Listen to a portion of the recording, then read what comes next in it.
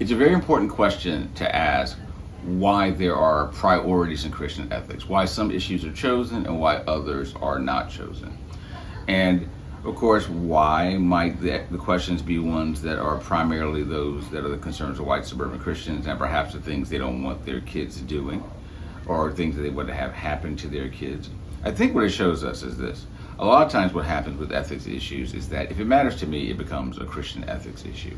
And if I'm not completely convinced or I'm not completely aware of or haven't completely experienced other kinds of concerns that are actually ones that raise questions of Christian ethics, then it's just not on the horizon. That happens a lot. And I think one of the things that we need to do sort of as a solution to that is to ask a question like this. Not just what shows up on my doorstep or on the doorstep of people that I care about, but to ask actually if really what a matter of Christian ethics is how do we love our neighbors as ourselves? How many different ways do we do that? And how do we respond to the ways that people are experiencing the opposite of neighbor love? Then what happens if we then have a disposition where we kind of have a radar that's searching? And that radar that is searching is saying, what are the ways in which people might be experiencing an antagonism to neighbor love? And even if it's not on my doorstep, it is on the doorstep of other humans, and thus it matters, and because it's happening in the world, and this is God's world, and we're thinking about Christian ethics. So it's not just about what's happening for me, it's really about what is happening for all the neighbors, for all the human beings. So I think that's the way that we should think about that. Now, of course, a follow-up question might be, well, how do you get people to do that? I think what we have to do is we have to have patient engagement with other people where we help them to think about, well, why do certain ethical issues rise to a priority for you? And if others do not, what's going on where it doesn't?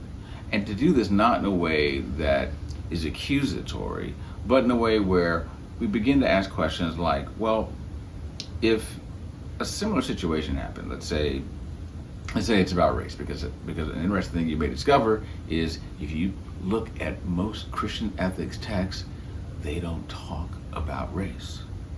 More do than they used to, but not as many do.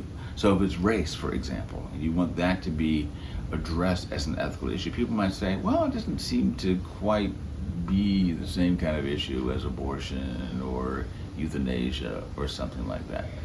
I think the thing we have to do then is to ask people, well, what do they understand it to be? What kind of thing do they understand it to be? And then to help them to see that whether we're talking about euthanasia, whether we're talking about abortion, whether we're talking about suicide, lots of different kinds of things, what we're really talking about is what is going on that is somehow affecting the flourishing of another neighbor, the flourishing of another person. In other words, again, that antenna is what you're trying to sort of create and to power it up so that people then are developing a sensibility where they recognize that, oh, I didn't think about this, but I see that this really is a matter of concern. And even if it's not happening to me, it's happening to another human being, which kind of makes it my concern. And none of this means that everybody can be an expert in every ethical issue, but what we can at least do is recognize that there might not be things that matter to me, but they matter to others. And I should at least give credence to those things as topics of Christian ethics.